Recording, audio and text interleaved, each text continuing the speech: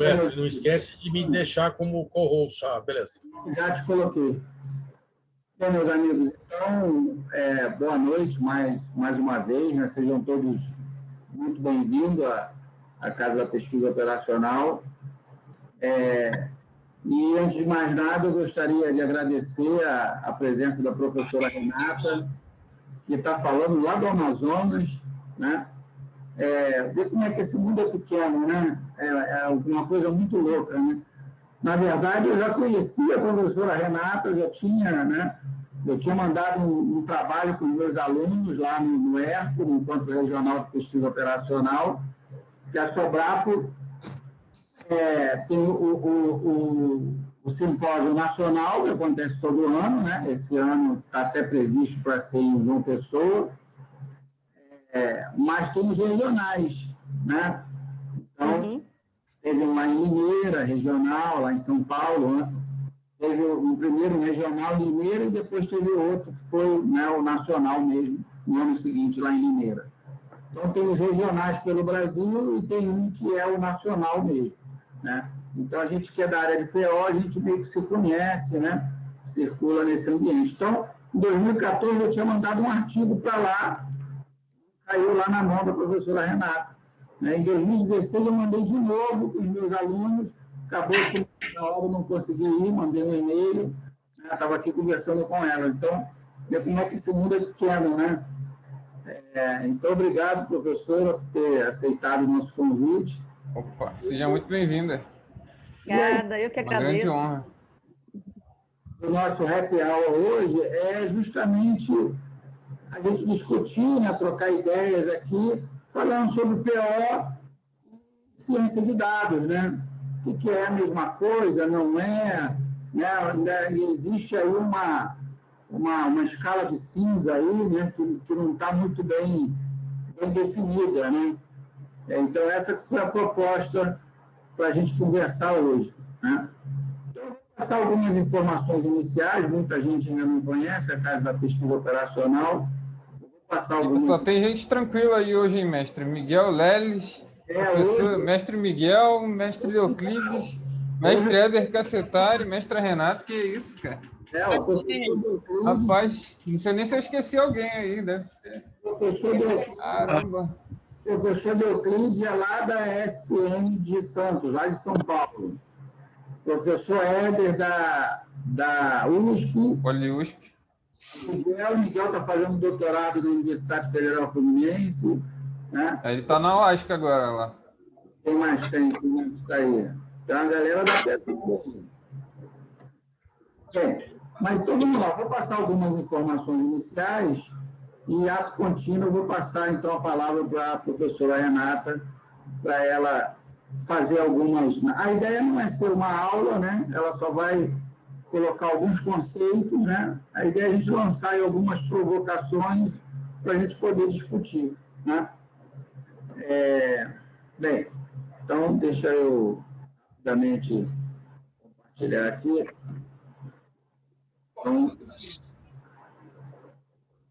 a Casa da Pesquisa Operacional, né? Uma comunidade. Nós temos aí o nosso site, que é www.casadapesquisaoperacional.com, e lá nós temos os cursos que nós oferecemos para quem faz parte da comunidade, os nossos parceiros, as lives que estão programadas, fica tudo lá no nosso site, né? Para quem quiser. Boa. Espera aí, que saiu aqui sem querer. Eita. Vou autorizar a entrada do Antônio e... Tranquilo. Aqui, chefe. Aqui, voltei. Então, está aí o nosso endereço, né? E aí, mês sim, mês não, eu organizo, junto com o Tiago, a Semana da Pesquisa Operacional. Então, em dezembro, tivemos aí a segunda semana da PO, como se fosse um mini simpósio, né? A semana inteira, só com lives, ensinando os métodos, né? Em fevereiro, no final de fevereiro, tivemos a terceira semana da PO. Então, na segunda-feira, Ó, vimos análise aleatória de dados, método multicritério Macbeth, método Mod-Tree, inteligência artificial, né? E por aí vai. E agora estou programando a 4ª semana da pesquisa operacional. Já sei que a professora Renata trabalha com meteorística, que ela me falou, então, né, já vou começar a paquerar ela para dar uma aula na semana da PO. Boa. Então, a 4ª semana da PO, na 4ª não, para a 5ª, né? A 4ª eu já fechei a programação. A 4ª semana da PO vai ser de 26 a 30 de abril. Né? Então, todos os dias, segunda, terça, quarta, quinta, sexta, todos os dias às 20 horas. Eu acho que é um horário que fica confortável para o pessoal participar. Né? De 26 a 30 de abril. Aí, em maio não teremos, aí em junho vai ter a 5ª semana da PO. E assim sucessivamente, é sempre mês sim, mês não. Tá? Muito legal, professor. Muito boa essa E iniciativa. aí, dentro desse conceito de comunidade, que na verdade o Tiago que me convenceu, né, que havia essa lacuna, né? Participei de várias lives no Stat Dados, e aí ele falou, professor, por que a gente não faz uma comunidade de PO? Né? Aí, você está maluco? O que você comeu? É um assunto tão restrito, né? A um nicho tão restrito, por que a gente não populariza isso? Né? Vamos abrir para todo mundo, vamos... Eu fiquei pensando, eu falei, esse cara é maluco, mas o que ele está falando tem lógica, né? Eu falei, tá bom, vamos fazer. E aí acabou que saiu, né? E está rodando legal, o pessoal está gostando, né? E aí Legal. nós sempre trazemos convidados, ensinamos os métodos, né? Boa, mestre, tem uma dica também aqui para participar da próxima semana da PO também, a mestra Daniela América, né? Ela é doutora pelo ITA também. Ela já trabalhou na Embraer também, ela manja pra caramba de inteligência artificial, bem legal. Show de bola. E aí nós temos uma rede de parceiros ao longo, aí daqui a pouco a gente já vai fazer um ano, o tempo passa, e aí ao longo desse ano, aos poucos, nós vamos formando uma rede de parceiros para quem faz parte aí da nossa casa, né? Então, temos uma parceria com o próprio Tiago, quem for membro da CPO tem 50% de desconto para entrar lá na comunidade do Thiago Marques, né? Temos uma parceria com o Grupo Gen, quem for da CPO tem 30% de desconto nos livros do Grupo Gen. Tivemos uma parceria com o professor Daniel Moura também, que é o coordenador geral do CINEP. Esse ano vai ser em Caruaru, né? O CINEP é o 3º maior congresso de engenharia de produção no Brasil. É um simpósio que eu vou todo ano ver também no CINEP. Né? Foi uma parceria com o professor Éder Cacetari, que está aí presente também, que é o CEO da Master Lean Six Sigma. Então, aos poucos, a gente está... É o que o Thiago sempre fala, na verdade, assim, a nossa ideia não é oferecer um curso, oferecer um treinamento, não é isso. A nossa ideia realmente é criar todo um ecossistema de aprendizagem envolvendo a pesquisa operacional. Né? Então, temos esses parceiros, temos as lives que acontecem toda semana. Normalmente, eu faço de 2 a 3, e segunda-feira eu dou aula no IN à noite, terça-feira eu dou aula na UF, e aí eu tenho quarta, quinta e sexta. Aí, normalmente, eu marco as lives nesses dias, né? Às vezes tem curso, eu marco o curso na quarta e as lives quinta e sexta. Né? Então, realmente, a ideia é fazer um grupo para que a gente possa fazer esse network, trocar experiências. Né? E aí, vários projetos já estão rodando. Né? Tem um projeto lá com o professor Claudinei, lá de Rondônia, para redução da mortalidade lá dos alevinos, dos produtores lá de tambaqui. Então, quer dizer, já está originando, pipocando aí vários projetos usando PO no Brasil inteiro, só por conta desses blocos aqui na casa da PO. Né? E aí nós temos o nosso canal, peço até que divulguem, né, no canal, professora Renata, se puder mandar lá para os seus alunos. Tá? Todas as nossas lives são gravadas e disponibilizadas lá no nosso canal.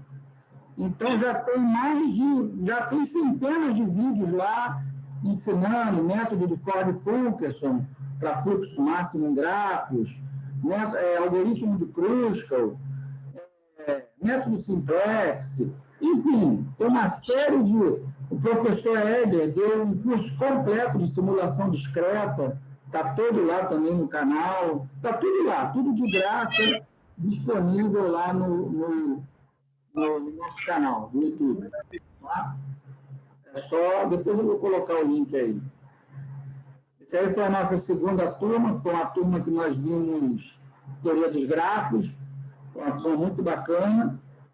Agora, para a sexta turma, nós vamos voltar para a teoria dos grafos, só que com outros métodos, né? Drogas mais pesadas, né, mestre?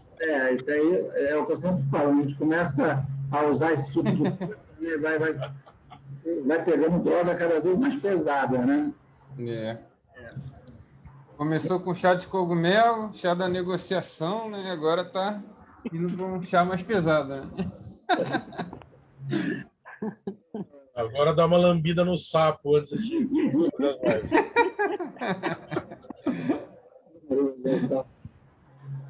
Então, temos aí o nosso canal no Instagram também. Então, realmente é um ecossistema. Temos aí o Instagram, Telegram, grupo no Telegram, grupo de discussão de PO, né? Com pesquisadores do Brasil inteiro. E todo mundo discutindo, indicando livros, né? Aí nosso grupo do Telegram, né? Já tem quase 500 aí participantes. Essa é a lista de espera para a nossa sexta turma, que vai acontecer em maio, né? Está fechada ainda. A entrada de membros na Casa da Pesquisa Operacional não é de fluxo contínuo, né? Normalmente a gente abre de 2 em 2 meses, a gente deixa aberto por uma semana. Quem quiser entrar, entra e depois a gente fecha. E aí, vou aproveitar aqui para divulgar, segunda e terça-feira, agora, dias 5 e 6 de abril, eu vou fazer um workshop sobre o método HP TOPSIS 2M, que foi um método criado pelo professor Carlos Francisco Simões Gomes em 2018. Então, foi publicado, né, numa revista internacional. Então, é um método no estado da arte. E aí, eu peguei esse método, eu sou amigo pessoal do professor Simões, peguei esse método e nós desenvolvemos uma ferramenta lá no Instituto Militar de Engenharia, um software online que processa os resultados, né, do método. É só você colocar lá a matriz de decisão, o software já te dá o resultado. Então, eu vou fazer um workshop na segunda-feira. Eu vou explicar o método passo a passo, toda a matemática do método. Na terça-feira, nós vamos fazer tipo um mão na massa ali, analisando vários problemas, e todo mundo fazendo junto, usando o software que nós fizemos lá no INE. Né? O Miguel está até aí presente, participou do desenvolvimento desse software também. Então, a ideia é ser assim, um workshop mesmo, bem prático, bem mão na massa. E é ideal aí para quem quiser escrever artigo, pode ser também um método utilizado numa dissertação, numa tese. Né? Eu tenho uma colega, foi minha colega de doutorado, a Altina, que utilizou esse método, inclusive, na tese dela, na tese de doutorado dela. Né? Então, é um método bem interessante para fazer TCC, fazer dissertação. Né? Então, fica aí o convite para quem quiser participar. Gratuito, né? É só se inscrever lá no Simpla e é gratuito, no dia entrar. Tá? E aí vamos começar a falar um pouco de PO, né? Eu vou falar um pouquinho e vou passar a palavra para a professora Renata. Bem, essa definição aí, nem todo mundo, talvez, assim, nem todo mundo que está presente esteja ambientado para a pesquisa operacional, né? Porque sempre entram pessoas novas para assistir nossas lives, né, e tal. Então, eu gosto sempre de fazer um nivelamento aí para a pessoa entender onde está pisando, né? Então, essa definição eu tirei lá no site da nossa sociedade, da Sociedade Brasileira de Pesquisa Operacional, né? Então, lá diz que a pesquisa operacional trabalha com métodos envolvendo programação matemática, simulação discreta, teoria dos jogos, teoria das filas, teoria dos grafos, apoio multicritério à decisão, estatística, teoria da decisão.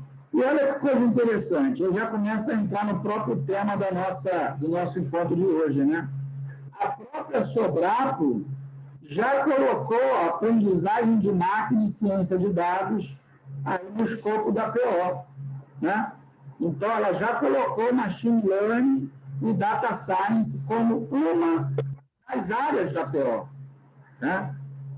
E depois eu observei lá no site da Sociedade Operacional do Reino Unido, e lá também está, lá tem data science e machine learning como áreas da PO, né?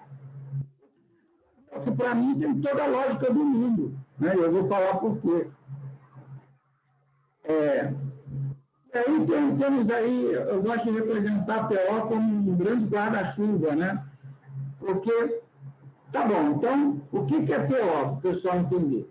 Então, PO, como é que eu entendo a PO, né? É quando eu utilizo modelos matemáticos para apoiar a tomada de decisão. Grosso modo, é isso, né? É usar matemática para tomar decisão, matemática aplicada. Só que a matemática ela é enorme, né? Nós temos aí vários modelos distintos e tal. Então, o que se faz, né? Então, a PO ela é subdividida em áreas. Então, nós temos aí vários segmentos. Temos o apoio multicritério à decisão, temos aí a teoria dos grafos, simulação discreta, né? Teoria das filas. Eu já coloquei ali, ó, ciência de dados, né?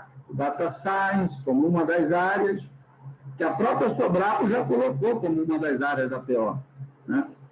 Estatística. A estatística é um dos pilares da PO, né? A PO nasceu da estatística, né? Lá no final da Segunda Guerra, né? Programação matemática, análise envoltória de dados e várias outras áreas. Eu só coloquei essas aqui meramente ilustrativo, né? Caráter meramente ilustrativo. A professora Renata vai ficar até chateada comigo que eu não coloquei minha teorística aqui. Complemento depois disso aí, professor. É porque não tem fim, né? Porque não tem fim, né? Então, temos aí algoritmos bioinspirados, né? Lógica fuzzy, otimização combinatória, teoria das restrições, tem várias outras áreas que eu não coloquei, só coloquei essas só para ilustrar. E aí, o que acontece? Vamos entender esse contexto, né? Esses modelos são modelos relativamente trabalhosos, né? E que eles precisam de uma massa de dados.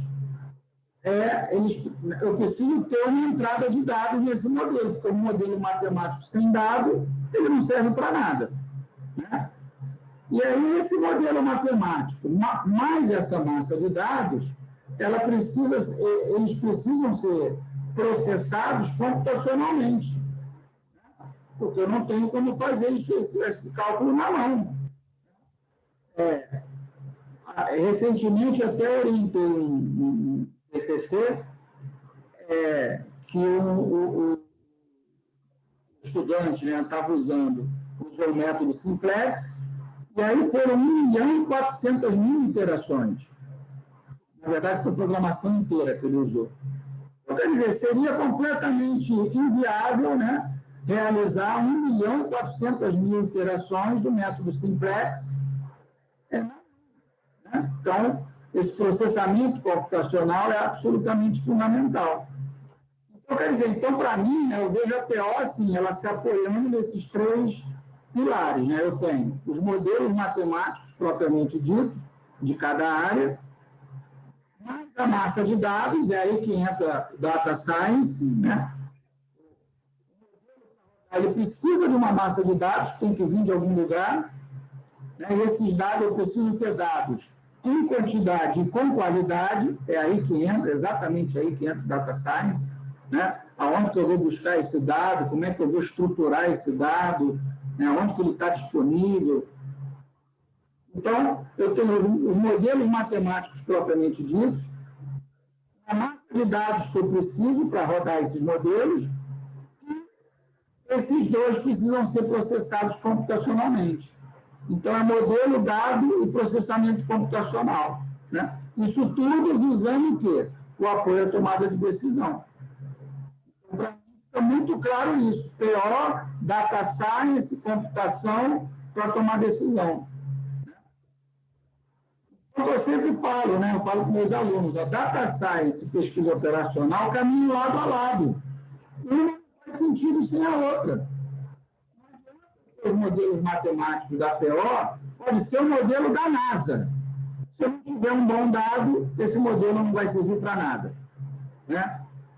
Então, usar lá as técnicas do data science, fazer uma raspagem, o papapá, se eu não tenho um bom modelo para rodar essa massa de dados. Né? O dado por si só, o que é o dado? O dado é um registro. Ele por si só não serve para nada. Ele precisa de um modelo que lhe dê significado, né? Para gerar informação, gerar conhecimento. Então, PO e Data Science são 2 faces da mesma moeda. Né? Elas são inseparáveis. Assim como eu entendo, tá? Não estou dizendo que é uma verdade absoluta, não. Estou dizendo como eu entendo PO e Data Science. E aí eu vou passar a palavra para a professora Renata. E aí, finalizando, assim, as pessoas, às vezes, a gente fala em PO, Data Science, e aí às vezes causa um assombro, né? Pô, eu nunca vou aprender isso, isso aí é coisa de maluco, isso aí o cara tem que ser matemático, tem que ser estatístico, não é nada disso, né? Isso não é verdade. A PO, tanto PO quanto Data Science são áreas totalmente multidisciplinares, interdisciplinares, né? Esse trecho eu peguei no livro do Philip Morse. O Philip Morse é considerado um dos pais da PO, né? Muita gente fala que a PO surgiu na Segunda Guerra Mundial, o que não é verdade, né? Na verdade, nós temos métodos da PO muito antes, séculos antes da Segunda Guerra Mundial, né?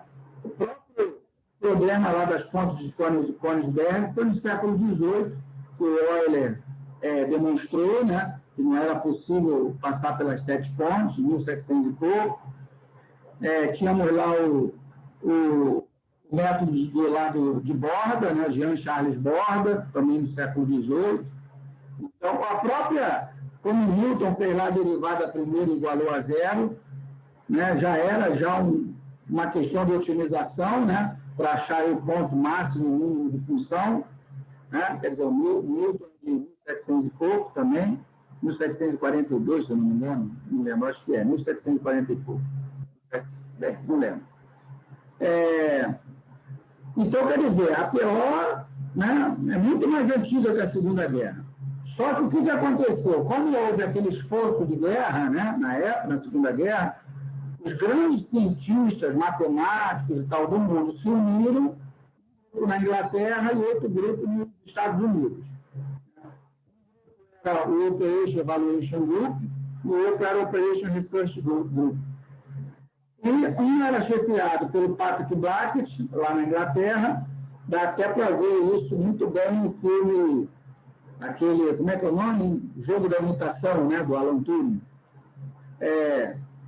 Aquele grupo no Reino Unido era chefiado pelo Patrick Blackett e nos Estados Unidos o grupo era chefiado pelo Philip Morse.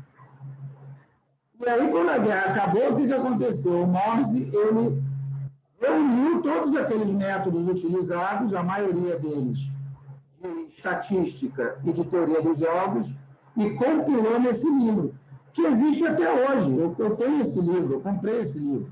Comprei já tem uns 10 anos. Mas esse livro existe. Se você quiser comprar, vende lá na Amazon. É Methods of Operation Research. Então, ele compilou todos aqueles métodos da estatística, da teoria dos jogos, ele compilou nessa obra, Methods of Operation Research. Então, virou meio que um marco de nascimento da pesquisa operacional, como ciência aplicada, né? Matemática aplicada. Por isso que, em muito livro, a gente vê escrito que a PO surgiu na Segunda Guerra. Mas não é, que ela foi um marco, né? Por causa disso, porque o Morse ele reuniu os métodos. E aí, nessa obra do Morse, né? Olha que coisa interessante. Do livro, ele fala, se eu que sublinhei, né? Em segundo colo, foi eu que coloquei. Parece que o trabalhador, né? A pessoa que vai trabalhar pesquisa operacional, does not need to be a specialist in any particular branch of science. Quer dizer, não precisa ser um especialista numa área particular da ciência. Né? Ele diz, ele pode ser um biólogo, um físico, um matemático ou um trabalhador de qualquer outra ciência. Então, o nosso lema aqui da Casa da Pesquisa Operacional, a pesquisa operacional é para todo mundo. Né? É para o nutricionista, é para o psicólogo, é para o pedagogo, é para todo mundo. Não é só para matemático, estatístico, engenheiro. Né? Eu sempre gosto de dar como exemplo, quando eu fiz o mestrado lá na COP, na UFRJ, na minha turma tinha uma psicóloga fazendo doutorado em PO. Tinha um médico cardiologista fazendo doutorado em PO. Isso mesmo, tudo bem. Ele sendo médico, ele pode fazer um doutorado em PO e usar os métodos da PO lá né? E no ano passado, em dezembro, eu participei de uma banca de doutorado da doutora Adriana Sanseverino, que ela é pedagoga e fez doutorado em PO. Aliás, ela criou um método matemático para avaliar a eficiência lá da rede de ensino federal. Ela criou um método novo que eu estou utilizando até com os pesquisadores do meu grupo de pesquisa em outros trabalhos. Eu estou utilizando um método que ela criou, ela sendo pedagoga. Né? Então, é isso mesmo. Então, é exatamente o que o Philip Morse falou. A PO, ela pode ser utilizada, né? Você não precisa ser um especialista de uma determinada área, como matemática, estatística, para usar a pesquisa operacional. Bem, então, era isso que eu tinha para falar. Eu gosto só de fazer uma introdução para a pessoa se situar. Né? E aí, então, vou passar a palavra para a professora Renata, ela vai fazer uma apresentação também, e aí depois a gente começa a discussão. Né? Vamos lá, professor. Fique à vontade. O senhor consegue projetar a minha apresentação? Não, você consegue projetar, coloca aí. Mas se quiser, eu coloco também. Eu não estou como anfitriã, né? Como anfitriã para projetar. Share screen. Share screen é esse quadradinho no meio da tela, embaixo. Verdinho, verdinho. Verdinho, né?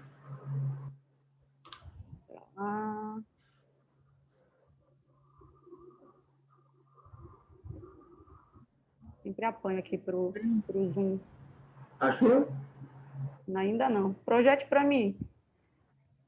Deixa eu ver aqui se eu consigo, peraí. Sim, eu estou como a anfitriã, acho que eu não consigo não, né, professor? Eu já autorizei, não está sim. Peraí, deixa eu ver se eu acho que eu compartilhar. Share screen, compartilhar a tela. Uma setinha para cima, bem no meio da tua tela. Embaixo. Agora apareceu. Tá. Já foi. Vamos lá. Agora seleciona tudo isso. Aí coloca no modo apresentação agora.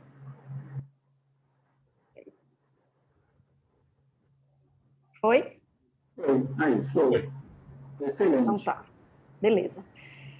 Então, eu queria primeiro agradecer o convite, né? Agradecer o pessoal que está aqui também participando. Mandar logo um beijo para o Léo, que está me ouvindo. Léo é o nosso participante mais jovem que tem aqui. E ele já está me perguntando aqui sobre a PO, né? E agradecer também ao pessoal do NEO, né, que é o nosso, ou NIO, nosso Núcleo de Engenharia e Otimização, e eu vou falar um pouquinho mais à frente, tá? Bom, eu vou primeiro me apresentar. Bora, slide. Porque ele não está indo aqui.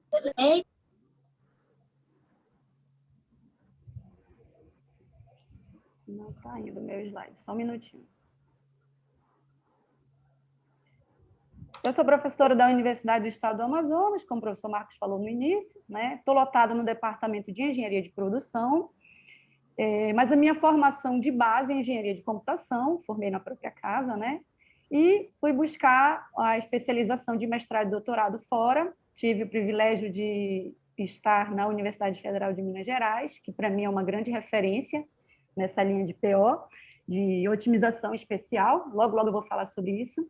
E uma coisa muito legal é que quando eu cheguei lá, todo mundo era apaixonado por essa área. Eu dizia, mas meu Deus, por que todo mundo gosta tanto dessa área, né? E eu também quero conhecer, porque a PO ela é assim, normalmente ela é vista com medo, num primeiro momento, e aí depois você tem duas opções, ame ou odeie. Exatamente. Né? Ela não tem muito meio termo nisso, não. Bom, e aí eu tive o privilégio de estar no departamento de engenharia elétrica, porque lá dentro tinha a sub-área de engenharia de computação, e também consegui fazer parte do meu doutorado em cotutela no Politécnico de Torino, que é onde tem tantas das fábricas, né? Dentre elas, as fábricas de automotivo, que são enormes, né? São fantásticas, e eles usam pesquisa operacional em tudo lá também, né? Nosso grupo ele é registrado no CNPq, então é um grupo oficial, embora ainda seja um grupo pequeno, né? Nosso grupo se chama NEO ou NIO, para aqueles que gostam de Matrix, né? Esse é o anagrama aí também que a gente usa, né? E nós somos ainda um grupo incipiente, porém nós somos multidisciplinar. Como o professor Marcos falou ainda há pouco, nós temos aplicações das mais diversas áreas, né? Só para ter como exemplo, hoje a gente estava finalizando uma submissão de um projeto, de um artigo, desculpa, para a área de naval, né? A gente tem parceria com o professor da Federal de Santa Catarina, na área de naval, na área de produção, o pessoal da UFMG também, né? E assim vai. A gente tem parceria no mundo inteiro, né? Nós temos os projetos de intercâmbio com o Politécnico, com o Politécnico da França, né? De Clermont-Ferrand. Que maneiro. Então, a gente tem esse contato, porque essa área proporciona isso para a gente, né? Essa flexibilidade tão inesperada, né? Desde a área de biotecnologia, também a gente está finalizando mais um projeto nessa área também com a biotecnologia, né? Claro que para a gente entrar nessas outras áreas, a gente precisa dos parceiros especialistas, e também vou falar um pouco mais disso na frente, né? Então, resumindo aqui o que o professor tinha falado, eu estou usando uma outra nomenclatura, mas é complementando o que ele já tinha falado sobre a modelagem mais a computação, né, que são as palavras-chave no que a gente chama nesse cenário de otimização. Na verdade, a otimização é uma parte da PO, né?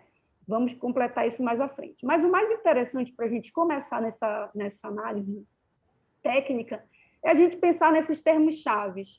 Então, eu sempre vou começar com os termos de maximizar ou minimizar ao máximo ou maximizar o mínimo também, né? Porque a gente pode tentar colocar tudo num pacote só. Então, o que a gente pensa em maximizar no dia a dia, no cotidiano, em todas as formas? Eu posso pensar em maximizar um lucro, maximizar minha carteira de investimento, maximizar meu rendimento, maximizar tudo que eu quiser. E minimizar custo, minimizar despesa, minimizar gasto de pessoal, minimizar gasto de matéria-prima, né?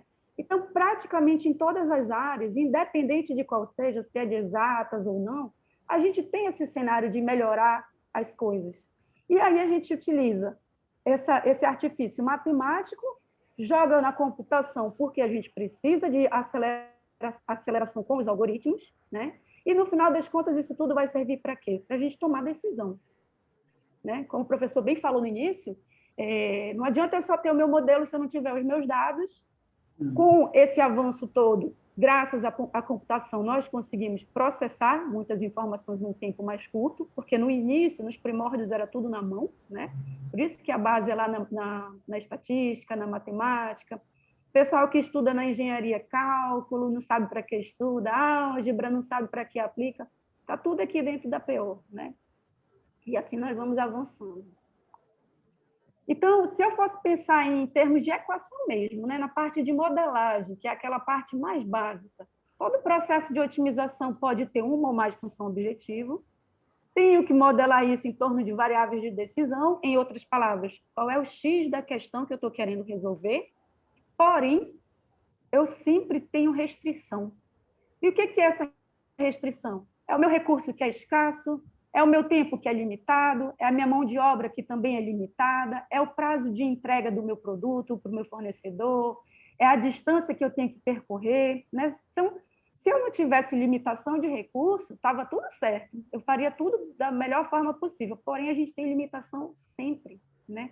E essa limitação é que começa a deixar o algoritmo mais complexo, né? Então, se eu fosse pensar em termos bem gerais, fazendo uma analogia com o guarda-chuva que o professor colocou, eu posso pensar em PO, a primeira coisa que todo mundo pensa é a programação linear, né, que é o básico que nós estudamos na graduação, e na programação linear a gente já fala direto do método simplex, né? Porém, a gente ainda tem mais um monte de outras palavras que vão entrando nesse guarda-chuva, né?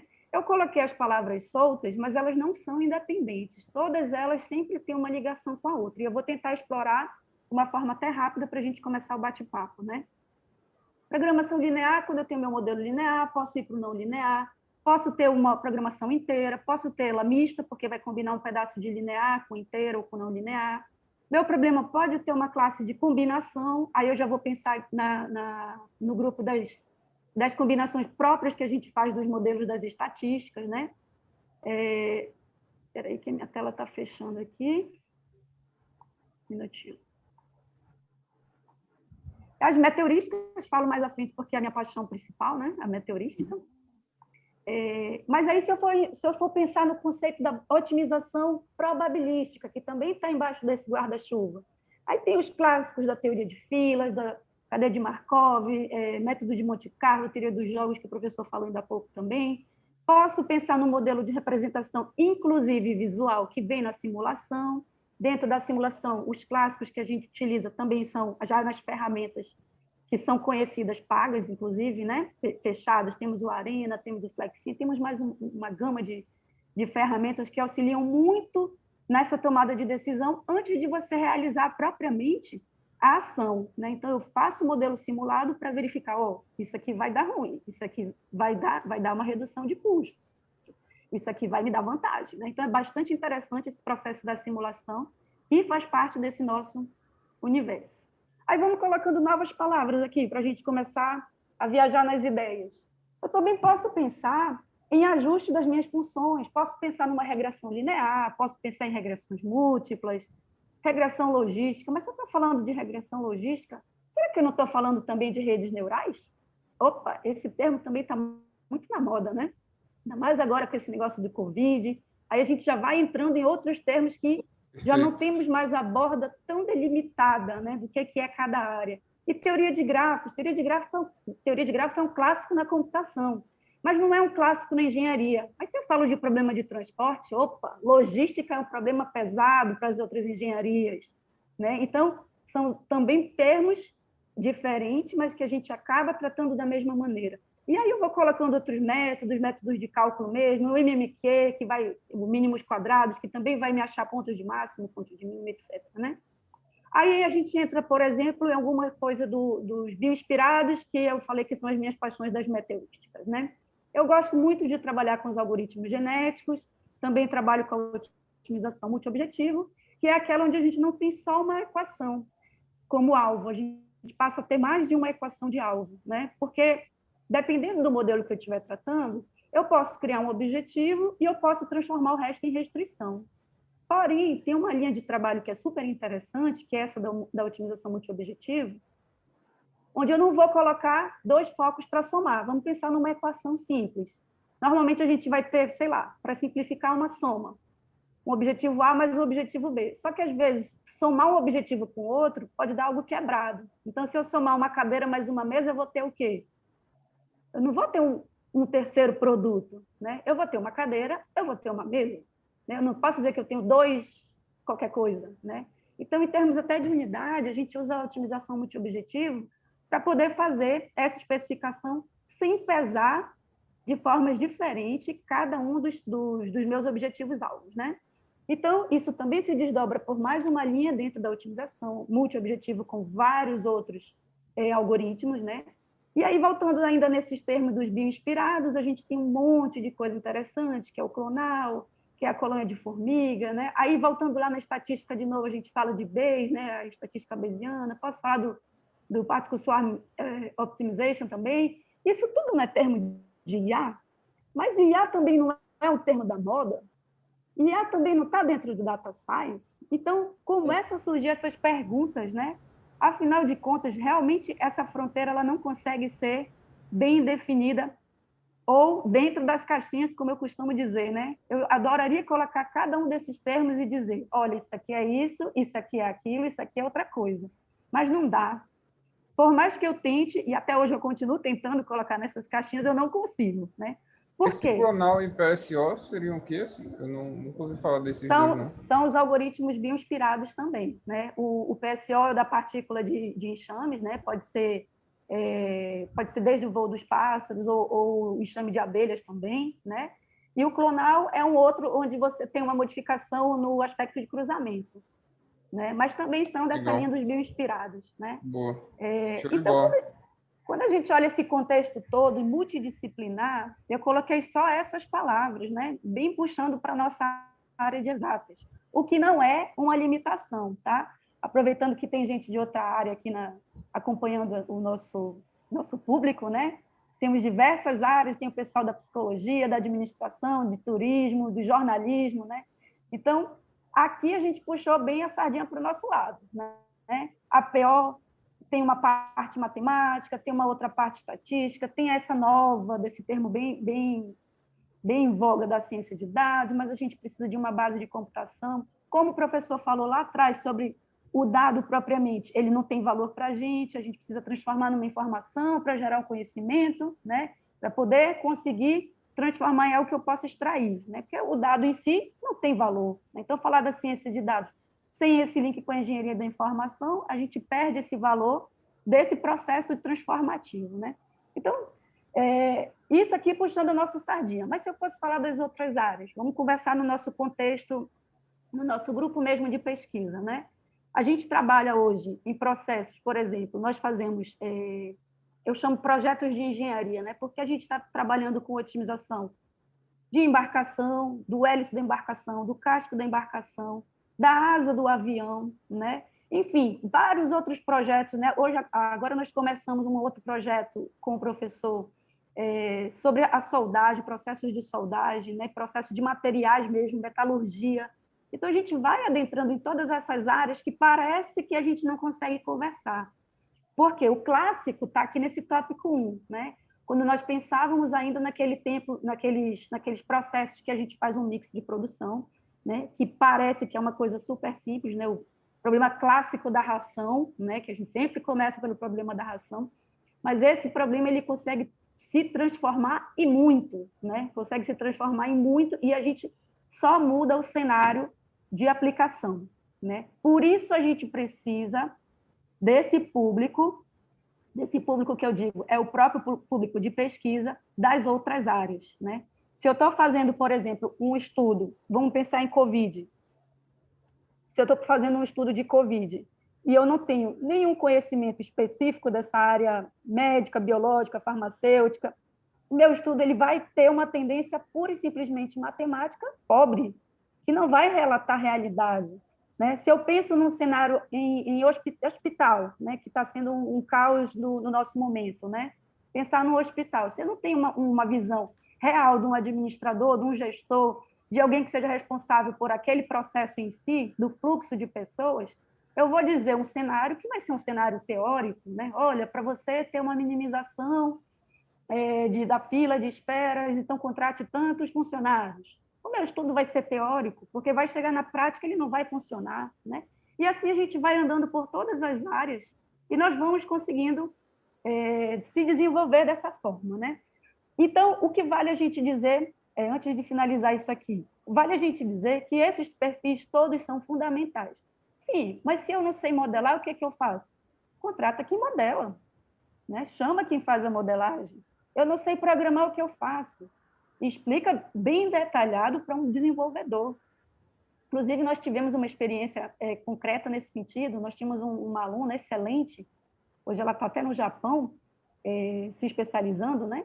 E ela não era muito boa de programação. Ela tinha noção, mas não era muito boa de programação. Pegamos um aluno de primeiro período, ela destrinchou o projeto de tal forma que o aluno fez o programa em menos de 2 semanas. Né? E era um programa de um projeto até um tanto complexo, mas ele foi tão bem destrinchado pelo analista que foi suficiente para o projeto ficar concluído em pouquíssimo tempo. Né?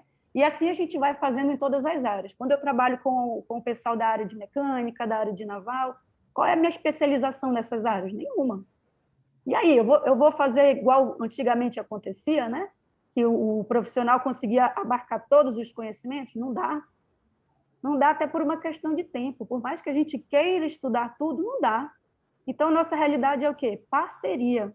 Olha, eu sou especialista nisso.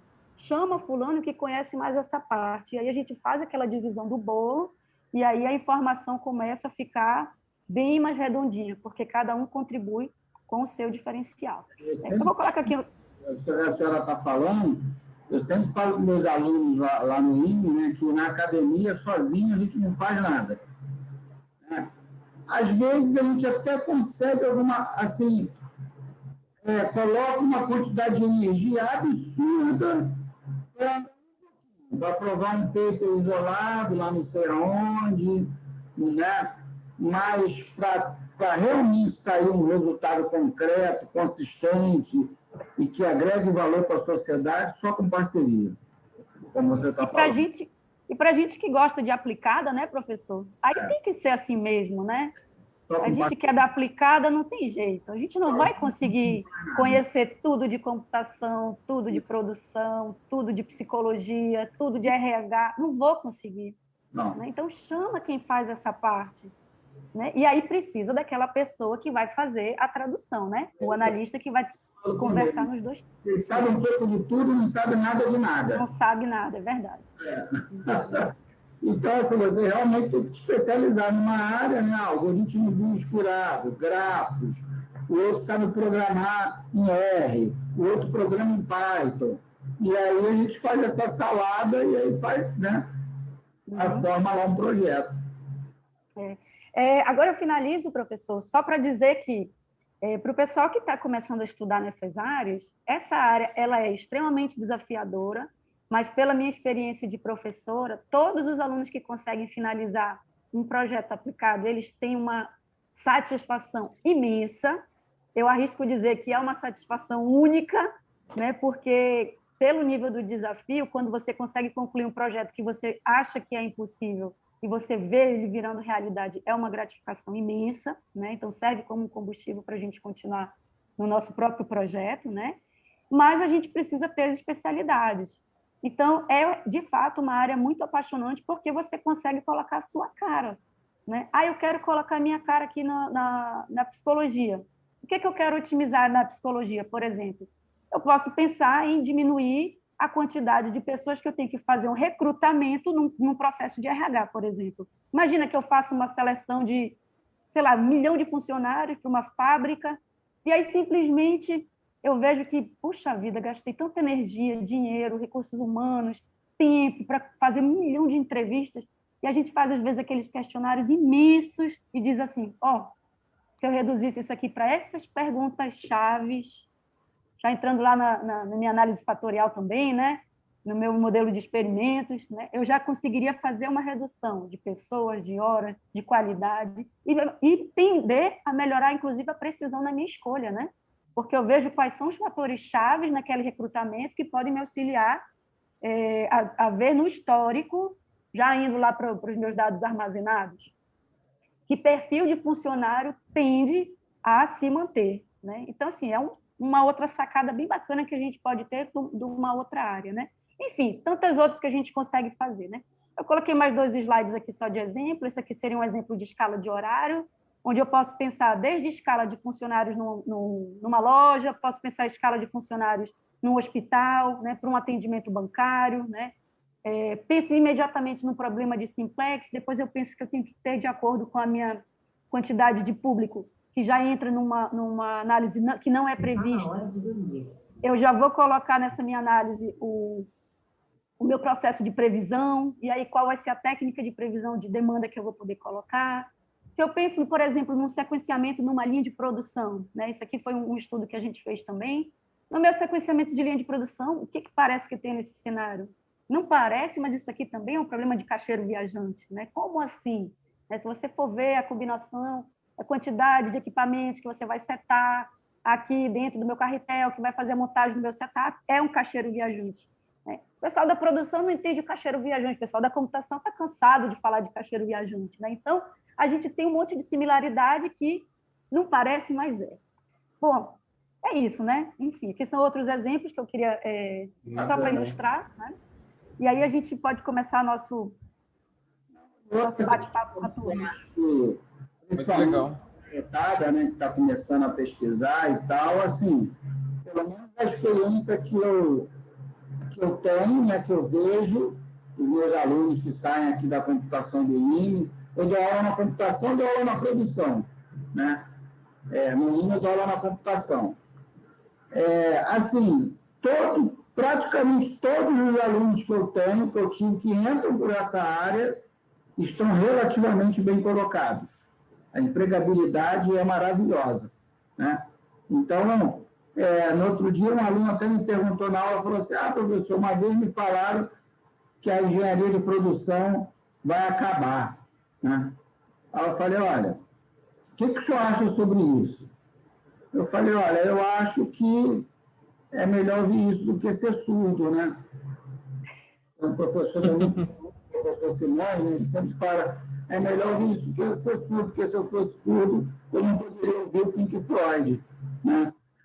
Então, por quê? Porque eu acredito no seguinte, pelo contrário, eu acredito que esse bem bolado aí entre computação e produção, né, é a profissão do futuro, né? Porque a sua capacidade de lidar com modelagem, com modelos preditivos, né, trabalhar com modelagem matemática, massa de dados. Então, como todo mundo diz hoje em dia, né, o dado é o petróleo, já atualmente, não é do futuro, não, já é o petróleo hoje, né, é o novo petróleo. Então, quer dizer, tantos alunos, tantos profissionais da computação, né, os alunos oriundos da computação, quanto da produção, que enveredam por essas áreas, com certeza, eu acredito que terão um futuro promissor. Já saíram vários rankings, eu venho acompanhando, 2017, 18, 19, com as profissões mais bem remuneradas no mundo, e você vê lá, das 10, você vê 7 que está lá. Matemático, estatístico, data scientist, e papapá, né? TO, tudo dessa área, né? Então, quer dizer, não sei qual é a percepção que você tem quanto a isso, mas pelo menos os alunos que eu vejo, né, estão relativamente bem, né? Eu acho que esse caminho, hoje a gente não tem como fugir de tantas coisas. Hoje a gente não tem como fugir, por exemplo, de que para entrar na nossa área de engenharia, por exemplo, né, a gente precisa aprender o inglês, porque a gente tem muito material, a gente tem software em inglês, então passa a ser um requisito. Daqui a muito pouco tempo, vai ser obrigatório que todo mundo tenha o mínimo de noção, por exemplo, de programação, né? Daqui a muito pouco tempo, assim como hoje, em qualquer das áreas que a gente trabalha hoje, praticamente todas, né? Não 100%, mas praticamente todas, você precisa mexer o básico num pacote Office, no Word, no Excel, né? Então, quando a gente vai entrando nesse mundo, que todo mundo que tem um celular, quer dizer, a gente já está com um chip no dedo, né? Propriamente falando, né? Então, a gente está lançando as nossas informações o tempo todo ali para o mundo, para o mercado que seja qual for, a gente acaba tendo que conhecer um pouco desse ferramental todo. Então, se eu falo da tendência do que a gente tem no mundo de hoje, de indústria 4.0, né? A gente já está indo para 5.0 até, né? Mas que já entra mais a parte de humanas, né? Mas quando eu falo na 4.0, eu não tenho para onde fugir nesse sentido. Então, eu não acho que a produção ou outras elas vão necessariamente acabar, mas elas vão se adaptar, né? Como tantas outras vieram e vão se subdividir. Se a gente pensar na engenharia clássica, quando a gente tinha, por exemplo, a engenharia, uma das básicas era civil. E hoje, quantas engenharias nós temos?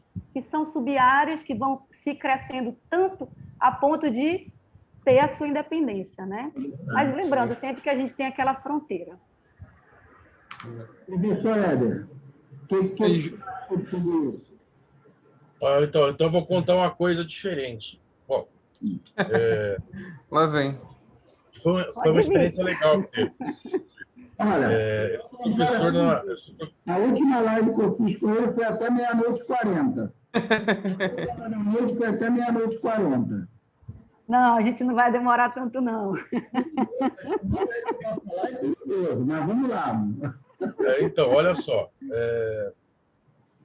Na verdade, aconteceu já 3 vezes, né? A última das vezes aconteceu em janeiro agora. Eu sou professor na Universidade de Morumbi, eu sou professor titular da parte de estatística e da parte de pesquisa operacional. E o ano passado, um professor que eu sou muito chegado lá, que é o professor da área de marketing e publicidade e propaganda, ele me chamou para fazer uma live. Eu falei, mas espera aí, professor, você está falando com o cara errado, eu sou da engenharia. Ele falou, então, eu preciso que você fale para mim de data-driven marketing. Eu falei, nossa, assim, eu tenho um know-how enorme de marketing. Deixa eu entrar no Google para saber o que era. Comecei a descobrir. Euclides também, né? Data-driven, marketing. Então, eu simplesmente descobri que eles estavam fazendo formalmente a fusão no início da pesquisa, inicialmente eles estavam fazendo uma fusão de marketing com data science. Daí eu comecei a ler algumas coisas, entrou inteligência artificial, entrou pesquisa operacional, entrou métodos de otimização, e eles estavam comentando que, inclusive, estava sendo lançado um livro novo, que era o livro do Kotler, que é o Marketing 5.0, que ele falava justamente o seguinte, né? O que está acontecendo? A gente está com um problema enorme, gigante na área de marketing hoje, porque, basicamente, nós temos 2 tipos de profissionais. A gente tem um profissional, que é o cara que faz a campanha, e um profissional que vende. E ambos os dois, parafraseando o grande Machado de Assis, não entendem de matemática. E o problema é que agora está se criando uma fonte nova, que é o tal de marketing de conteúdo, que é o marketing dirigido. E o que é o marketing dirigido? É a dona inteligência artificial olhando o Big Data, fazendo levantamento específico para aquele cara que normalmente está na frente de um totem e tem reconhecimento através de íris, sabe tudo que ele consegue consumir. Dentro do shopping, na frente daquele totem, ele vai falar, olha, a sua calça que você gosta está ali, o sapato, o modelo de sapato está aqui atrás, os aparelhos eletrônicos que você gosta tem na loja aqui do lado. E, inclusive, me lembrou de um filme do início dos anos 2000, que é o Minority Report, que era exatamente essa mesma história. E eu acabei fazendo na verdade, foram 3 lives. Então, eu fiz um podcast e depois 3 lives. E o negócio... legal, inclusive, eu ouvi. Aliás, pessoal, quem quiser, se vocês entrarem lá dentro do blog da Master Lean Six Sigma, tem lá esses episódios interessantes aí da minha carreira, né? Mas o interessante que foi que eu vi, né? Então, inteligência artificial está entrando nas coisas mais diversas possíveis. No início da minha carreira, eu trabalhei pesadamente como engenheiro de simulação, né? Eu era eu era fanático pelo Arena, aliás, ainda sou, né? Sou apaixonado por simulação de eventos discretos. E eu, depois de um certo tempo, eu comecei a dividir o meu tempo, parte como engenheiro de simulação e parte como gerente de projetos. E daí eu comecei a utilizar análise de decisão multicritério. E originalmente, né, de formação, eu sou engenheiro mecânico. Então tem até uma live que foi, na verdade não foi nem da Casa da Pesquisa Operacional, né, mas foi uma live lá para o pessoal do IME, que eu contei a minha entrada no mundo de pesquisa operacional. Que foi simplesmente assim, eu fazia engenharia mecânica, então a gente não vê pesquisa operacional em mecânica. E aliás, diga-se de passagem, não sei por quê, né? A gente usa muito em mecânica. E eu dava aula numa escola de reforço, eu fazia a FEI, a Faculdade de Engenharia Industrial, eu fazia mecânica e ênfase automobilística lá, e o dono da escola, eu dava aula psicobásico, né, de reforço. Então, eu dava aula de cálculo, de física, de álgebra linear, desenho técnico. E ele me chamou um dia lá e falou, olha, tá tendo uma demanda enorme por pesquisa operacional. Eu falei, nossa, legal. Você não quer pegar umas aulas? Eu falei, pega, não tem problema nenhum. E daí ele olhou, e da caminho, assim, mas você sabe o que é pesquisa operacional? Não, claro, tranquilo. Daí acabou de fechar a proposta, a gente estava no período, né, isso aí era final de junho, eu corri para a biblioteca pegar um livro para saber o que era pesquisa operacional, porque eu não fazia a menor ideia do que se tratava o assunto. O livro que eu peguei, eu destruí o livro em uma semana, foi Amor à Primeira Vista, e 30, né? Em novembro agora vai fazer 31 anos que eu leio coisas da área. E acabei ficando apaixonado. E nessa área, o conhecimento é assim, né? A gente precisa estar o tempo todo, a gente não é nem que a gente queira, né? É porque a gente está lidando com um mundo que toda vez tem um novo conhecimento, e mais um novo, e mais um pouquinho, mais um pouquinho, mais um pouquinho. Quanto mais a gente estuda, mais falta. Tem isso, né? Não, Renata, é o que eu sempre comento. Olha, hoje eu não faço ideia de onde é o horizonte de pesquisa operacional. E quanto mais eu estudo, mais o horizonte fica longe. E daí o pessoal pergunta para mim, mas está tendo fusão com alguma outra área? Eu fico pensando, né? E daí eu sempre respondo, não, eu não sei uma área que não está tendo. Não tem. Qual é a área que não tem? Eu até brinco com o pessoal, né? Eu sou de descendência alemã, apesar do sobrenome italiano, e a minha avó tinha uma receita de um pão absolutamente maravilhoso que se perdeu no tempo, mas eu lembrava algumas coisas de cabeça, que é um pão chamado Schwarzbrot, que é aquele pão tradicional alemão que é feito de centeio.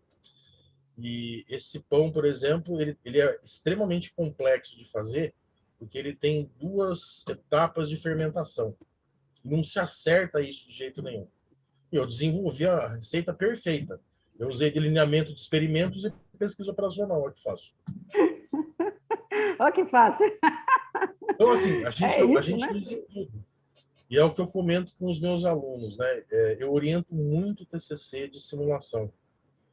E o pessoal sempre pergunta para mim, né, mas qual que é o limite? Então, eu sempre respondo. Aliás, eu faço parte de uma gangue de gente perigosa, né? O pessoal do MVP Conference, que são os especialistas de Excel, gente da pesada lá da USP, da parte de computação. A gente sempre fala isso daí, né? Esse tipo de método que você desenvolve, ou o tipo de estudo que você faz, a sua limitação é a sua imaginação, principalmente os limites que você impõe, que é um dos lemas do mestre Marcos, diga-se de passagem. Sim, Então, uma assim, coisa que eu gosto de dizer muito para os meus alunos é isso: identifica o que você gosta, porque a gente vai achar um link com a PO, de certeza, né? Identifica aquilo que você quer fazer do seu trabalho e a gente vai entrar com algum pé. E se esse agente não for só eu e você, vai ser eu, você e mais um outro professor. Porque contatos a gente tem. E a internet ajuda, né? Sem dúvida. Professora, por exemplo, na minha tese de doutorado, eu estou fazendo... métodos quantitativos. Sem dúvida.